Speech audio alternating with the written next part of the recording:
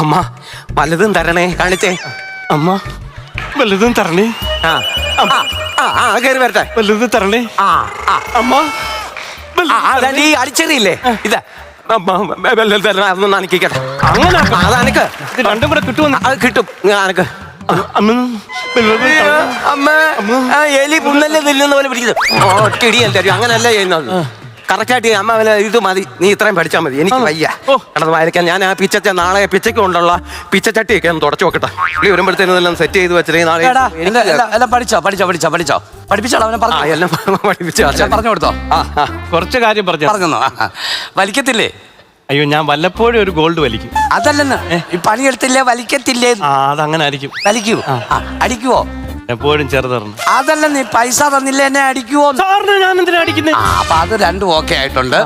അപ്പൊ എനിക്ക് ഇനി ധൈര്യമായിട്ട് മുമ്പോട്ട് പോകാമല്ലോ. അപ്പൊ ഞാൻ പറഞ്ഞു ഈശ്വര പ്രാർത്ഥന